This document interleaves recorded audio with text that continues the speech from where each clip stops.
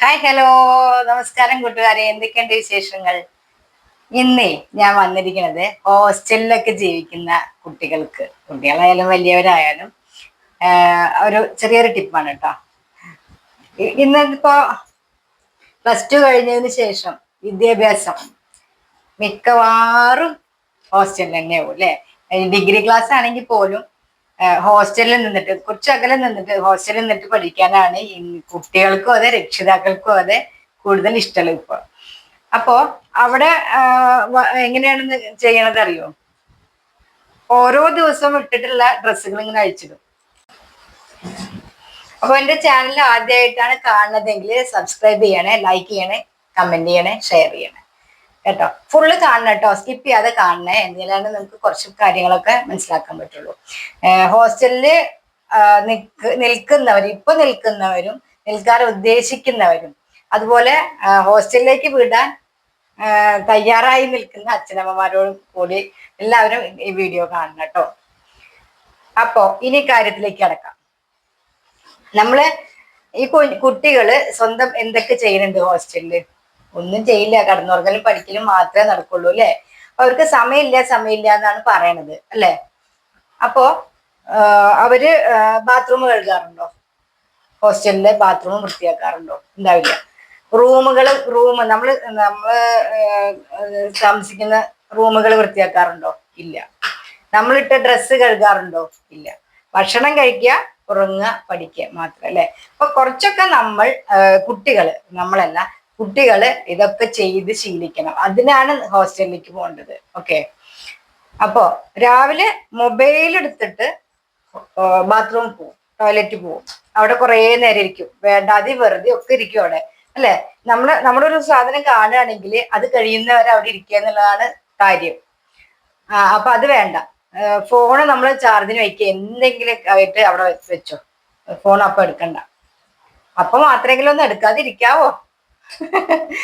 അപ്പോ ഫോൺ നമ്മൾ ചാർജിന് വെച്ചു, എന്നിട്ട് നമ്മൾ എന്താ ചെയ്യണം അറിയോ? പേസ്റ്റ് എടുത്തു, ബ്രഷിൽ പേസ്റ്റ് തേച്ചു, എന്നിട്ട് നമ്മള് ബാത്റൂം പോവാണ്. ബാത്റൂം പോയിട്ട് ഇതാ ഇങ്ങനെ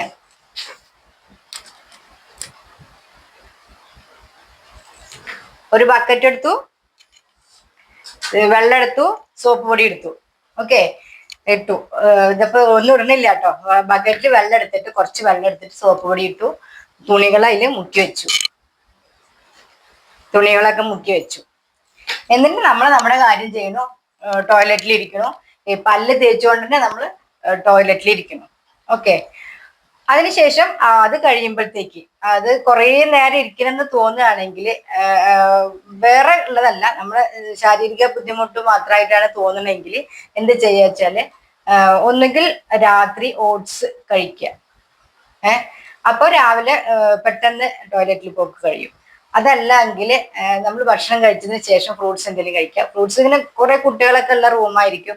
അപ്പൊ ഫ്രൂട്ട്സിന് എന്തെങ്കിലും പ്രോബ്ലം തോന്നുകയാണെങ്കിൽ ഈത്തപ്പഴം പാക്കറ്റ് വാങ്ങിച്ച് വെക്കുക. അതിന് ഒരു 2, 3, 4 ഈത്തപ്പഴം കഴിക്കുക. അങ്ങനെ നമുക്ക് രാവിലത്തെ കുറച്ച് ടൈം നമുക്ക് ലാഭിക്കാൻ പറ്റും. അത് കഴിഞ്ഞിട്ട് നമ്മുടെ പല്ല് തേക്കലും ടോയ്ലറ്റിൽ പോക്കും ഒപ്പം കഴിയും. അത് കഴിഞ്ഞതിന് ശേഷം ആകുമ്പോഴത്തേക്കും ഇത് ഒന്ന് കുതിർന്നിട്ടുണ്ടാവും. ആ കുതിർന്നതിന് ശേഷം നമ്മൾ ഇത് വാഷ് ചെയ്യുക. ഓക്കെ, ഷർട്ട് വാഷ് ചെയ്യാൻ പറഞ്ഞുതരാം കേട്ടോ മക്കളെ. ഇതാ ഷർട്ട് എടുക്കുന്നു, ഇത് വെള്ളത്തിൽ കുതിർത്തി വെച്ചിരിക്കുകയാണ്. ഇതിങ്ങനെ നമ്മൾ ഇങ്ങനെ പെട്ടെന്ന് ഇങ്ങനെ കിട്ടുമല്ലോ, ഇങ്ങനെ കിട്ടും. അതിലിതാ ഇവിടെ സ്റ്റിക്കർ എന്തെങ്കിലും ഉണ്ടാവും. അതിന്റെ ഈ ഉൾഭാഗത്ത് ഇവിടെ ഈ കോളറിൽ നിറയെ ചളി ഉണ്ടാവും. അത് നമ്മൾ ഈ വെള്ളത്തിൽ തന്നെ ഇട്ടിട്ട്, സോപ്പ് വെള്ളമാണ്, ഒന്ന് ഒരസി കൊടുക്കണം. ഒന്ന് ഒരസി കൊടുത്താൽ അവിടുത്തെ ചളി പോവും. അതിനുശേഷം നമ്മളിതാ ഈ കൈകൾ രണ്ടും എടുക്കണം. 2 കൈയും ഇങ്ങനെ എടുക്കണം.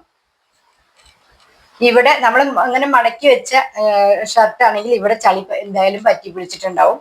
അത് പോകാൻ വേണ്ടിയിട്ട് നമ്മൾ ഈ 2 രണ്ടും കൂടെ കൂട്ടിയിട്ട് ഒരേ ടൈം ഇതിൽ പിടിച്ചിട്ട് നമ്മൾ അവിടെ ഒന്ന് കശക്കി കൊടുക്കണം. അപ്പൊ അവിടുത്തെ ചളി പോയി.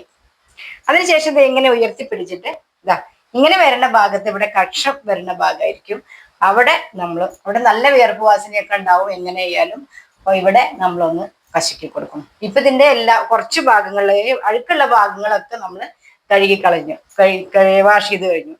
ഇനി നമ്മൾ ഇതേ എടുത്തിട്ട് വെറുതെ ഇങ്ങനെ ആക്കി കഴിഞ്ഞാൽ ഇതിലത്തെ അഴുക്കുകളൊക്കെ പോയി ഇത് മാറ്റി വെച്ചു. ഓക്കെ. അതിനുശേഷം ഇത് ഷർട്ടല്ലേ, ഇതിപ്പോ ടോപ്പാണ്, പെൺകുട്ടികളുടെ ടോപ്പാണെങ്കിൽ ഇത് അതേപോലെ തന്നെ. അപ്പൊ ഇവിടെ എന്തായാലും കോളറിൽ എന്തായാലും ചളി ഉണ്ടാവില്ല. ഈ കക്ഷത്ത് നിറയെ ചളി ഉണ്ടാവും, അഴുക്കുണ്ടാവും, വിയർപ്പ് വാസനയൊക്കെ ഉണ്ടാവും. അത് നമ്മൾ കളയുക, അത്ര തന്നെയുള്ളൂ.